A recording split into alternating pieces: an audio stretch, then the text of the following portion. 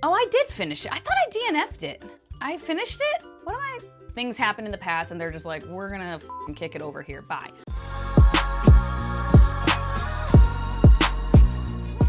Well, hello. Welcome back to my channel. Just Shauna here to talk about some friggin' books.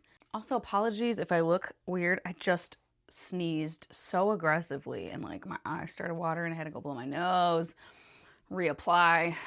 Feeling like a mess. But yeah, these are books from December. I'm not going to talk about all the books I picked up in December though, because there's a few too many and it would be way too fucking long. The first one to talk about that I picked up and read in December is The Blade Itself by Joe Abercrombie. I am kicking myself in the ass for having taken so fucking long to pick up the series. I don't remember when I bought these, but yeah, I got the whole trilogy one time. And it's just been sitting on my shelves for at least a year. It might have been like 2 years ago. And obviously even before I bought the series, it was on my radar. It's been on my long TBR since I became aware of the series, like when I first started YouTube, I think, which is like 7.5 years ago now. And yeah, I fucking loved this. I'm sure you all have heard of this, if not, have already read it before. But yeah, it's adult fantasy, grimdark, and it's just kind of standard fare as far as what's going on in the world. It's pretty low with the magic. We are in a world where magic used to knowingly exist and be like a thing in the world.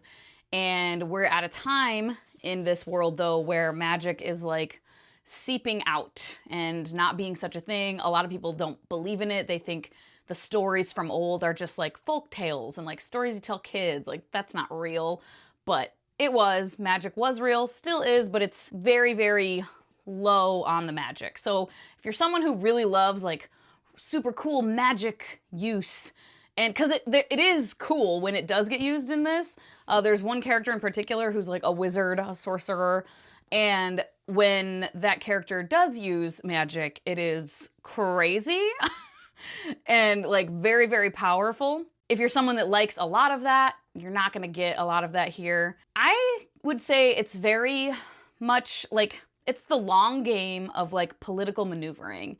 There are the powers that be kind of moving pieces across the board in different areas. There's war going on. There's multiple battles and wars coming at this one country or the Union.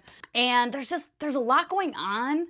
And I've seen people say that like there's nothing to the plot, and Roger and I, this is a hill I will die on and he will die on, the opposite hill of like there not being a plot. He's just someone that likes more like magic and stuff. So for him, he's like, yeah, there's stuff going on, but like not stuff that he found all that exciting all the time.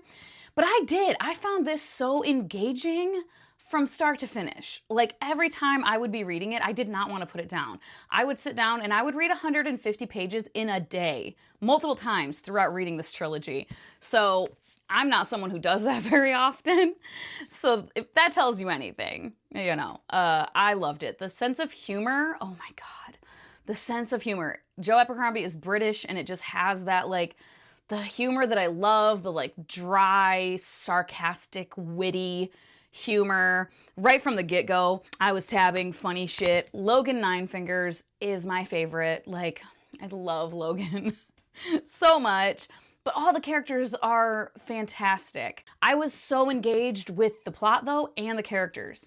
Like, even when nothing was going on, there was one character in particular towards the beginning, Giselle, in the beginning when we're following him, where he isn't really doing much of anything. He is just traipsing around, practicing his fencing and like drinking with his friends and being like a brat, basically. And he's not necessarily doing anything in those moments in the plot, but I still, like, it was still entertaining, still very entertaining. And I really resonated with kind of the thematic stuff of like, life just, it is what it is, man. And you gotta suck it up and deal with it. And being able to like laugh at the absurdity of life and the ridiculousness of the bullshit that life throws at you. And hopefulness. I found this very hopeful because it's like, yeah, there's all this bullshit and a lot of times things just don't really change all that much. Even if we want them to and we try to like change our reputation or something like that. Or change the political landscape, but it's just more of the same. And that can be very, very defeating, right? But I took from it like hopefulness, because all of our characters, like the main characters, most of them, like Glockta certainly, Logan Ninefingers certainly, even like more side characters like Dogman. I mean, he's a POV we follow, so I guess he'd be a main character. I love Dogman also. Like all of them, Artie, who's very much a side character that I love, they're all just like, yeah, life fucking sucks, man. Like, what are we doing? But I'm gonna keep carrying on, you know, because it's not all gonna be bad days, probably, hopefully. Like, there might be some moments of peace and comfort and relaxation, maybe even joy and happiness. Maybe not, but, you know, what are you gonna do? What are you gonna do? And I just really, it resonated with me a lot. So yeah, I gave this 5 stars for sure. Love it. All-time fave series forever now, and I cannot wait to get to Age of Madness. Then at the same time, I had picked up A Kiss of Shadows by Laurell K. Hamilton. So Laurell K. Hamilton is an author that I tried, a year or two ago? Anita Blake, that's the other one. The Anita Blake series. The first book, Guilty Pleasures. And it was in, I did finish it. I thought I DNF'd it. I finished it? Oh, yeah. I read the first one and then I DNF'd the second one. That's what it was. I thought I DNF'd the first one. But yeah, the writing style just wasn't doing it for me. And Roger loves these 2 series, Anita Blake and Mary Gentry. He prefers Anita Blake, if memory serves me. And he started reading them like when he was in junior high. So he's even said, like, you know, when he goes back to reread, he's curious to see what his thoughts will be on reread now that he's older. But yeah, the writing style was just very like abrupt, short, to the point, kind of clipped feeling. It's kind of that like detective noir, I don't know, on top of being paranormal romance, which I'm learning is just a genre I should just stop trying, because I had found a few when I was younger that I enjoyed. As I've gotten older, I just don't tend to like the general vibes in that genre. I've tried the Nalini Singh one series, and the first book I think is Slave to Sensation, and then what is it? Somebody Cole. It's something Cole. And I think the first book is Hunger Like No Other. And I read both of those first books and I didn't love them, but I didn't hate them. But that was like years ago, and I've never felt inclined to continue with those series, which is why I've officially DNF'd those now. But Roger was like, just try this other one though.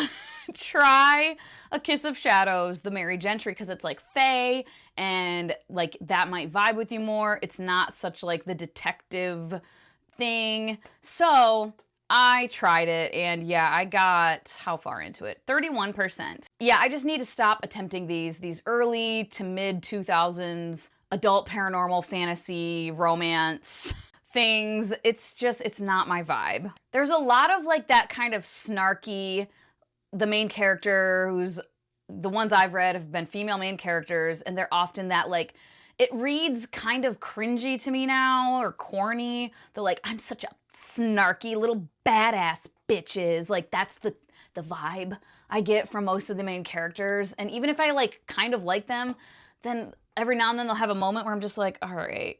And in this one, there was the thing of like her being like drop dead gorgeous, apparently, like stunning people when they see her, like, oh my God, like just one of the most ridiculously gorgeous women you've ever seen.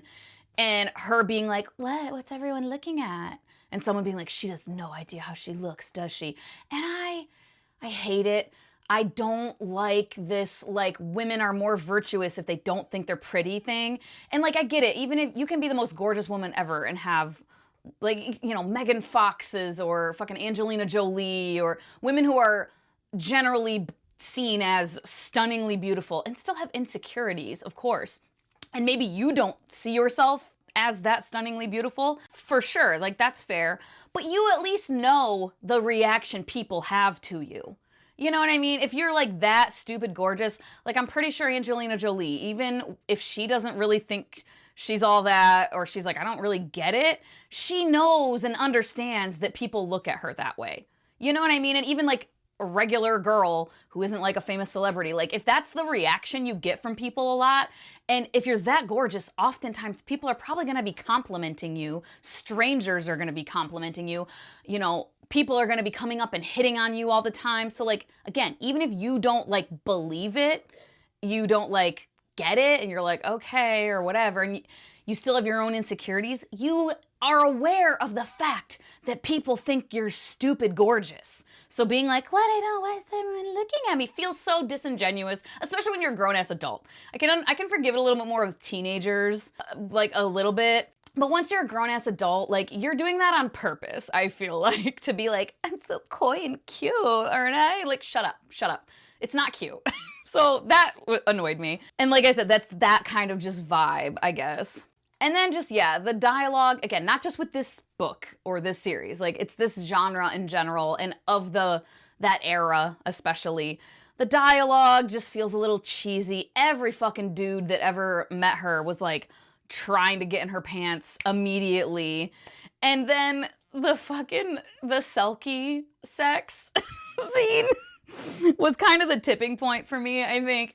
I simply could not. There's a guy in her life who was a Selkie, and so he was like part seal. He could like shapeshift basically into a seal. And something happened in this version of this. I don't know if this is like the normal version of like Selkie folklore or whatever mythology, but in this version, at least, if you're a Selkie, you can like be a seal, but then you like your like human form is like inside of your seal skin, and you can like step out of your seal skin. But like when he did that once, someone like burned his seal skin or did something to his seal skin, so then he was trapped as a man, which like just conceptually is silly a little bit to me. But like, fine, whatever, cool, we're going with like shapeshifty stuff, fine. Him and this girl have sex, and she has like some magic superpower thing going on, like, or overload, like a magical overload happening when they have sex. And somehow this results in him coming and immediately turning into a seal and flopping off the bed. I fucking can't. Like, oh my god, every time I talk about it, he orgasms and is just like, whoop, seal, flops off the oh my god. And then he just like, it's not like a zipper necessarily, but it's like a seam in the front of the seal thing, and he just like comes up out of it and is like, oh my god, I have my seal skin back. And then he gets back in it, and then he comes back out of it again, and then they cuddle and wrap the seal skin around them like a fucking blanket. And I was like, that just feels kind of grotesque. Like, you're like when you're out in the wilderness and like movies and stories where like people have to find like the carcass of an animal to get inside. Like, we're doing some Bear Grylls shit over here, like to keep warm or whatever. But they were just cuddling in the seal skin. And I was just like, it's a little too much for me at this point, like too silly. Yeah, and honestly, a few like goofy ass sex scenes isn't necessarily a deal breaker for me. And it was kind of fun and like funny and like entertaining or whatever, and just like the ridiculousness of it. And it didn't feel like the book was trying to take itself like super seriously either, which I appreciated. But it was just the combination of like everything else, the writing style and just the tone of the book. And just, I was just like, I can't do it, man. I just need to stop trying with these. So that's that. Then I read The Land Beyond the Waste by B.F. Peterson. I have talked about this a couple of times now in recent videos. The TLDR is that overall I found this entertaining enough.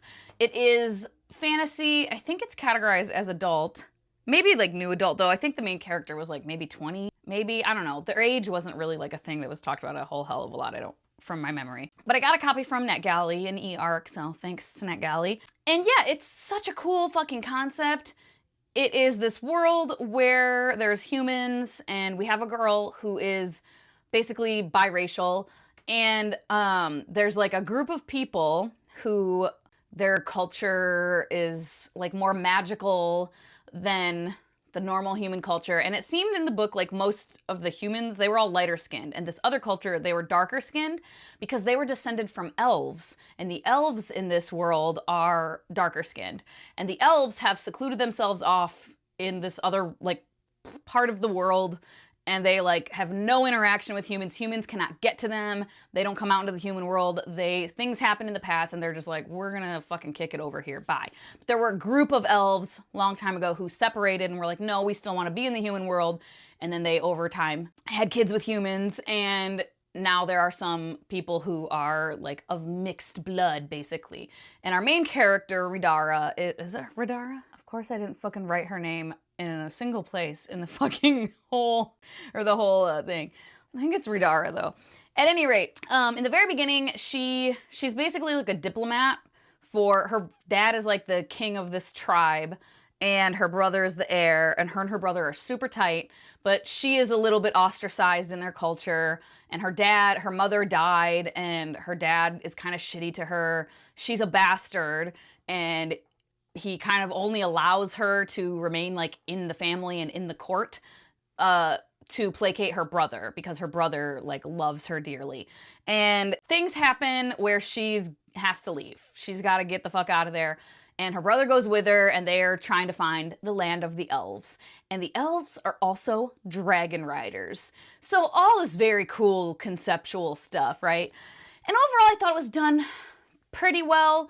It was mostly, I think, the pacing that threw me off a bit. Because, like, we spent a lot of time on certain things that, like, where the plot was, like, not too much was really happening. It was, like, a lot of, like, talking and thinking and talking.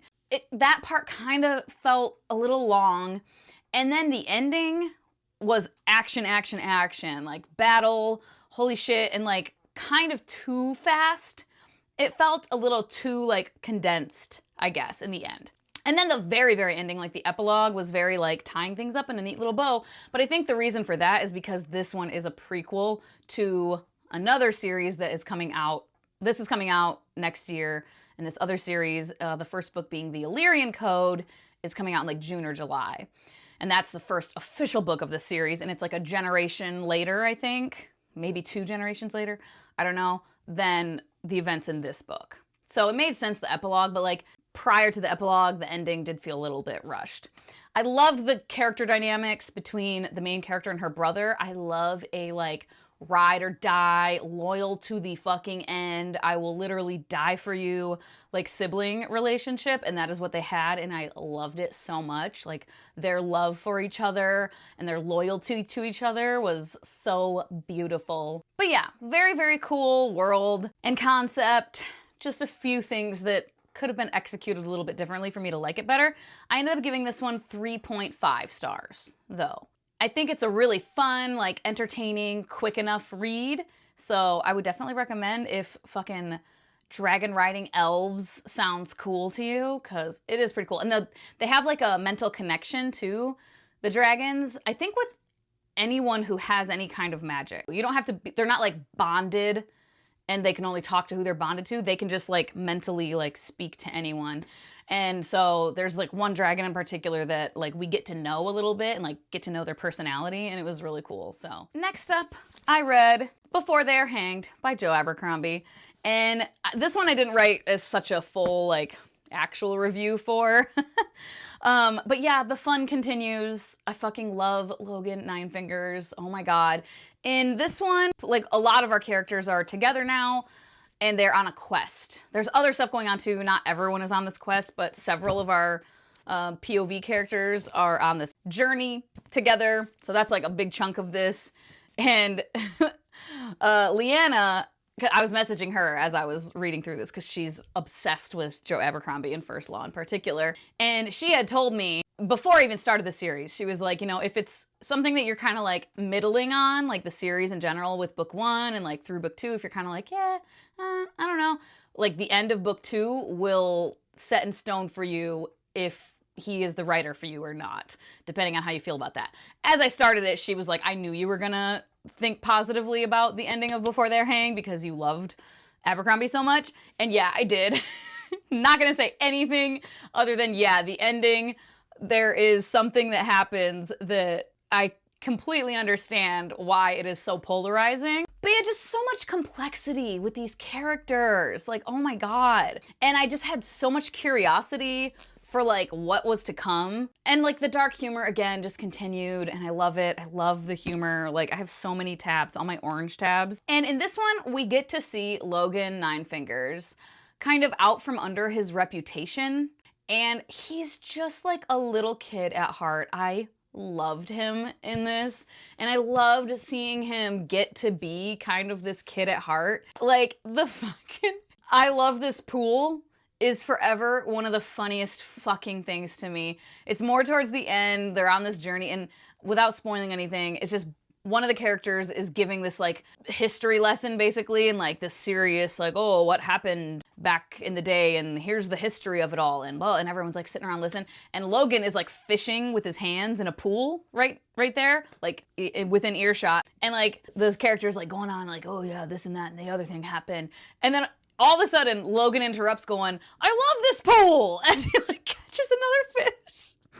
And I cackled. My God, it's so fucking funny to me. It was so funny and like just so adorable. I was like, oh my God, I can't. He's just like, oh, whatever. And the other character just is like, okay, anyway, and like keeps talking. He was in his own little world, you know, and I loved it. I gave this one 4.5 stars, not 5, but like honestly in retrospect, I'm like, should I give it 5 maybe? Probably, honestly, like thinking about it and like talking about it, I'm like, why did I give it 4.5 and not 5? I don't know, because like I don't really have qualms with it. I just liked it. It's probably 5 actually. There's 2 others one that I finished before I started this one or before I finished this one. And then there's another one that I DNF'd, but I will talk about those next time because I just want to have a nice tidy, oh, hey, there's my tabs.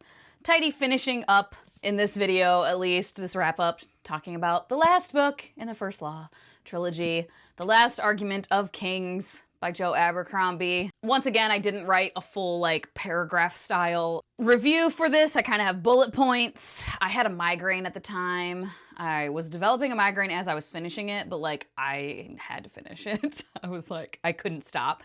And then the migraine came full force when I was trying to write the review. So bullet points is what we have. But yeah, fucking loved it. Fucking loved it. Oh my God. And just some of the like quotes, man. Dogman in this one saying, that's what war is. A lot of folk getting killed that don't deserve it. Just like the thematic elements pop up so frequently. But like in these like subtle ways, I guess, like characters saying things offhandedly that you're like, yeah, man, that's the point of it all, right? Like all this shit, and like, yeah, a lot of people don't deserve it. And like another quote is from Glockta, I think originally, and then Artie says it of like, most of the time people don't get what they deserve. Just like tying that in there. And oh man, I don't want to say anything that's too spoilery, but the ending, I like yelled. I was reading it sitting on the couch next to my boyfriend, and like the very, very end, the very, very ending, I was like, what? Oh my fucking God. And he's like, what? So I had to tell him, because I had told him about the beginning of the series too. We began with Logan, and in this we end with Logan. I was like in shock, I guess, and just like, that's the end? Giselle has more character growth here as well, and I really liked seeing that. Baez, fucking Baez. I knew, like, definitely in Before They're Hanged, you could tell, like, something was up. Like, Baez was being kind of shady sometimes, like, not giving full details about things in a very obvious way of, like, avoiding questions, changing the subject, and you're like, wait, but you didn't answer that question. Interesting. Maybe in The Blade itself, there might have been a moment or two that I noticed, like, him being weird, but definitely early on and Before They're Hanged. And as it went on, you're just like, wait a minute. It was very interesting to me, fascinating.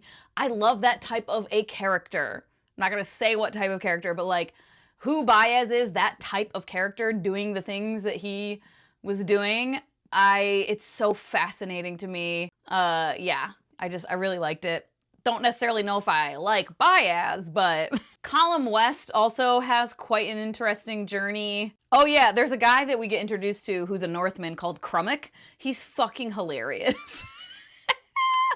Oh my God, he cracked me up so many times. He's just like a goofus, but like this, you know, hardened Northman killer, leader of his people, but he's such a goofus. Oh yeah, I made a note on Glocta is dealing with like a bank, this big important bank at one point.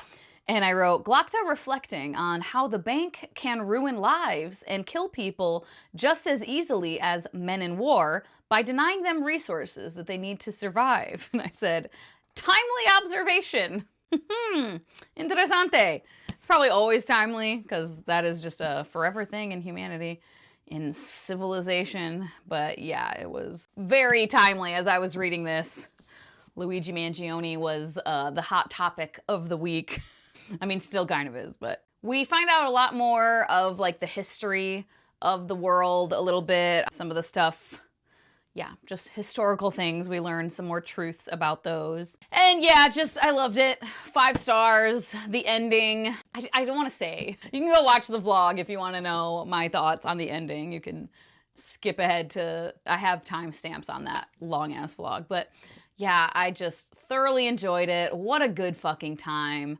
Oh my God, this is the dream, man, to be so engrossed in what you're reading that like you don't want to put it down. There were several times throughout this trilogy where I read, maybe not in one sitting always, but like in a day, I found the time to sit down and read 100 to 200 pages, which is just wild. So yeah, fucking fave of all time. Love it so much.